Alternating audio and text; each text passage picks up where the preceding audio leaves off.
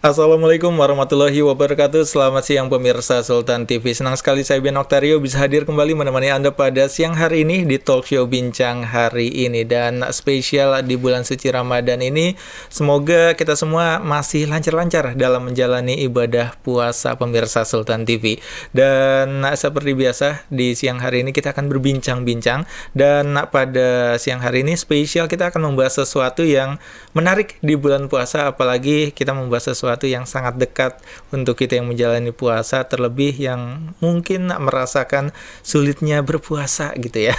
Apalagi di awal-awal puasa ini biasanya masih menjalani adaptasi, harus beradaptasi dengan situasi di mana biasanya mungkin siang-siang kayak gini kita bisa minum, makan, tapi kita harus menjalani ibadah puasa sebagai salah satu ibadah yang harus kita jalani. Dan pada siang hari ini kita akan membahas soal tips berpuasa sehat ala Rasul. Nah, sebenarnya seperti apa sih cara-cara Rasul dalam menjalani ibadah puasa yang sehat? Karena seperti yang kita tahu, terkadang ketika kita menjalani ibadah puasa ini banyak perilaku yang justru membuat kita tidak mendapatkan manfaat dari berpuasa. Padahal manfaat dari berpuasa itu sangat luar biasa, tapi karena perilaku-perilaku yang tidak tepat ini justru mendatangkan mungkin penyakit atau mungkin juga kesehatan yang menurun nih pemirsa Sultan TV. Dan untuk membahas soal tips berpuasa sehat ala Rasul ini, kita sudah bersama dengan Kiai Haji Sulaiman Effendi selaku Presidium Forum Silaturahmi Pondok Pesantren atau FSPP. Assalamualaikum, selamat siang Pak Kiai. Waalaikumsalam warahmatullahi wabarakatuh. Gimana kabarnya pada siang hari ini? Alhamdulillah seger. Alhamdulillah, tetap segar walaupun menjalani ibadah puasa di Kota Serang yang lumayan cukup panas Pak Kiai ya. Alhamdulillah, ini awal puasa sudah mulai meninggi udara kita, mulai awal-awal kemarau nampaknya. Iya.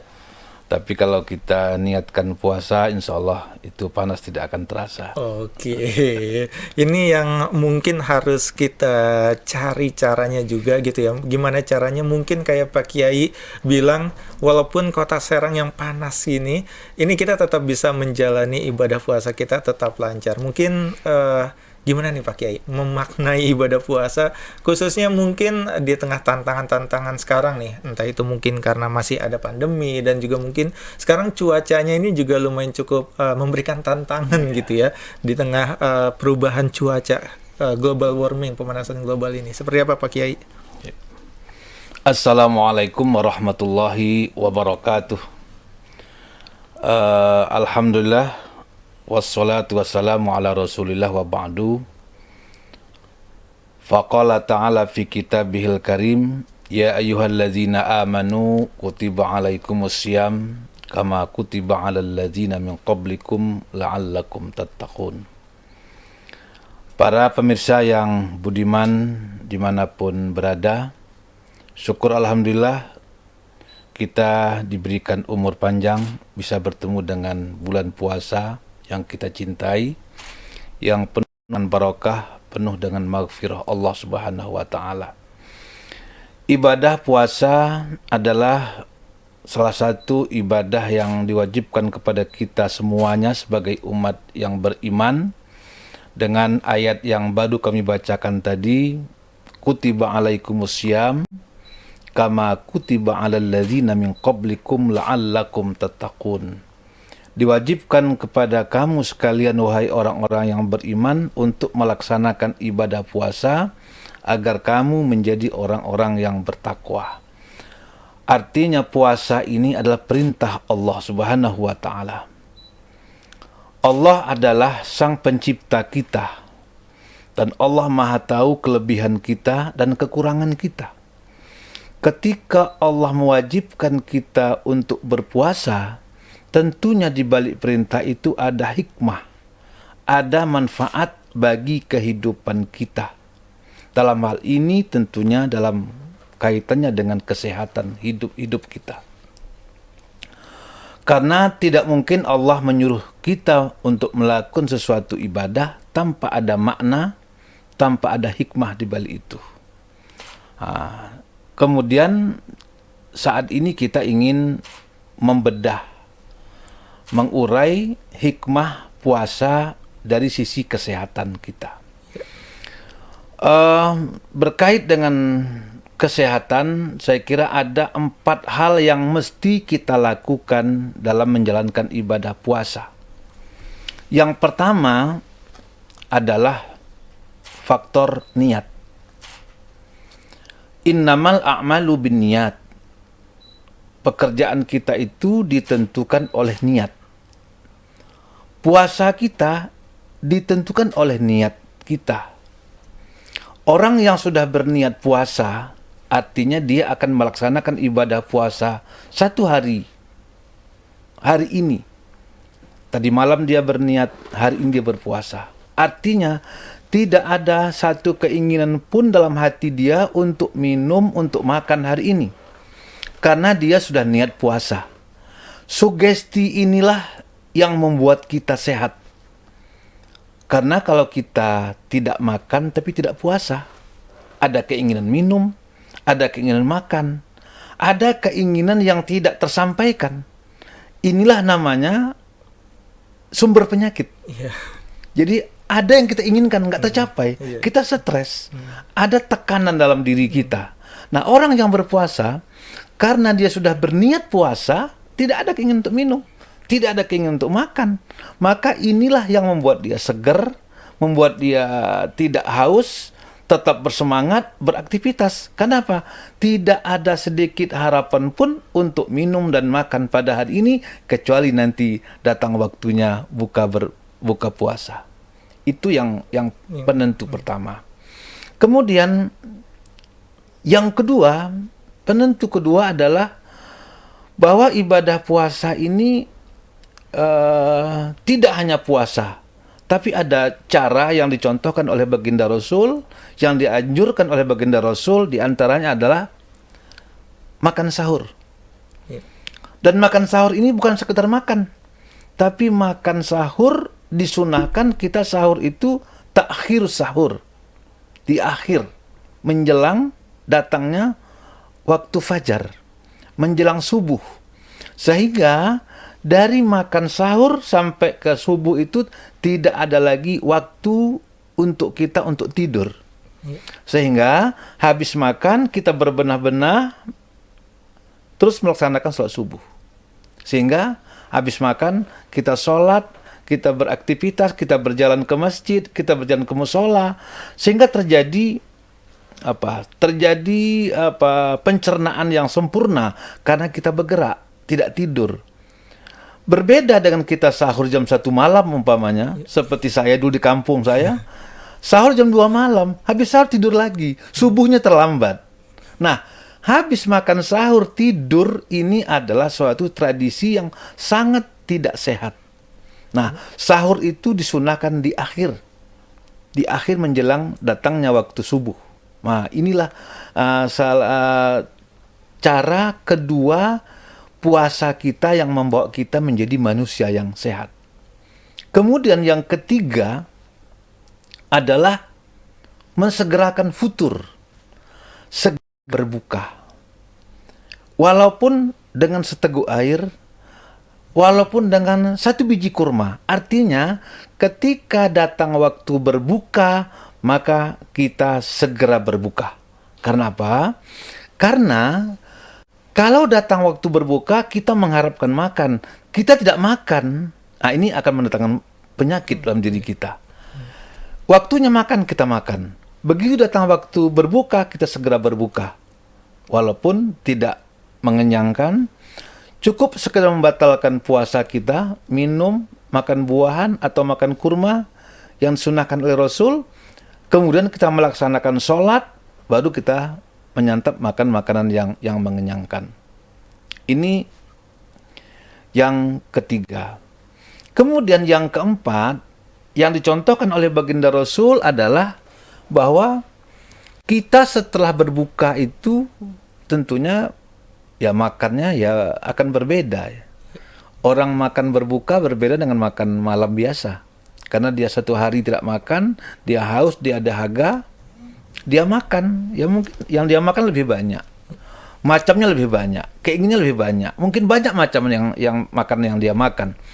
Kemudian apa yang terjadi? Perut kita penuh, kita kenyang. Kemudian baginda Rasul menuntun kita setelah berbuka itu sholat isya dan sholat tarawih. Yang rokaatnya berbeda dengan sholat-sholat yang lain. 8 rokaat, 20 rokaat, bahkan 36 rokaat. Nah, ini tentunya kenapa banyak rokaatnya? Ya kalau kita cari hikmahnya, tentunya banyak sekali hikmahnya. Apa di antaranya? Yang jelas, ketika kita sholat isya, ditambah sholat tarawih, kita bergerak. Badan kita bergerak, perut kita bergerak. Sujud, ruku, berdiri.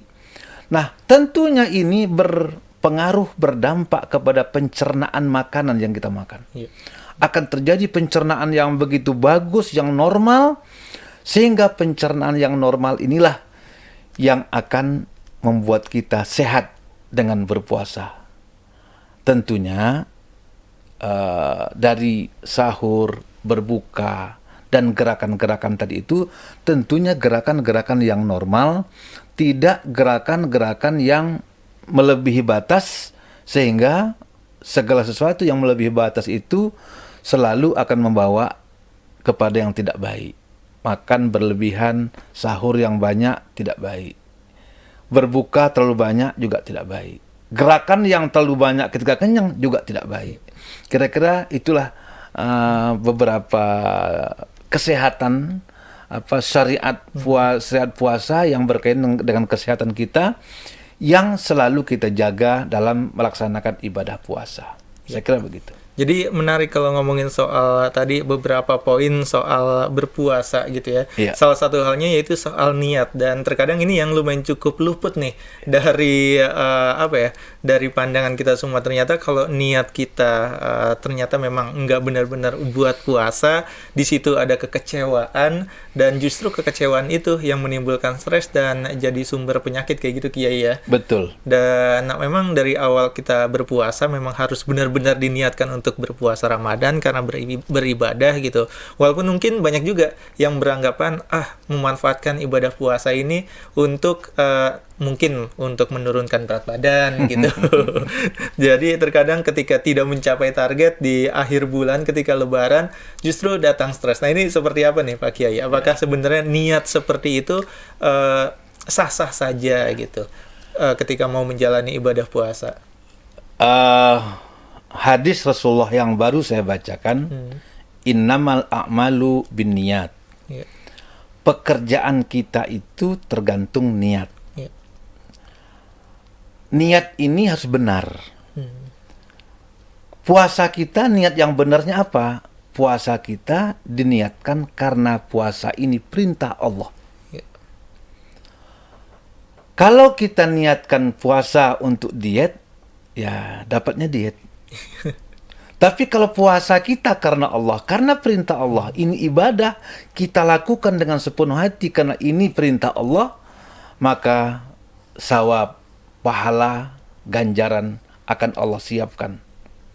Dan manfaat-manfaat lain pasti kita dapat. Diet kita dapat, sehat kita dapat.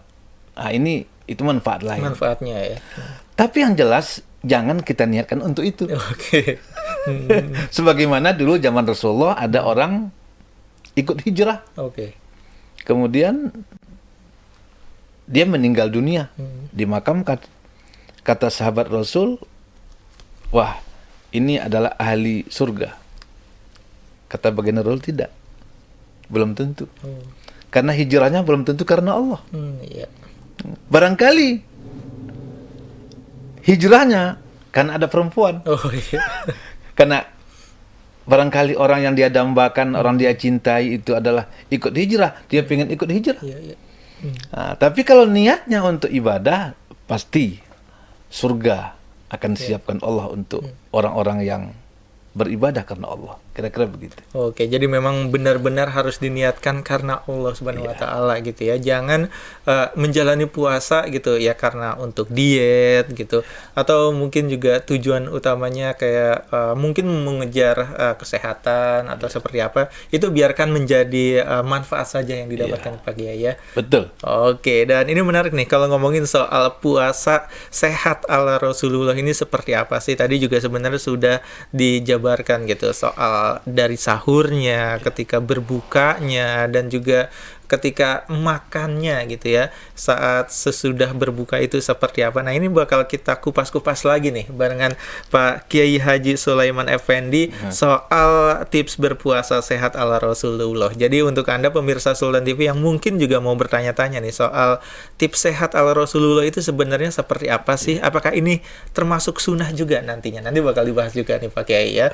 Jadi pastikan Anda tetap bersama kami pemirsa Sultan TV di talk show Bincang hari ini spesial Ramadan.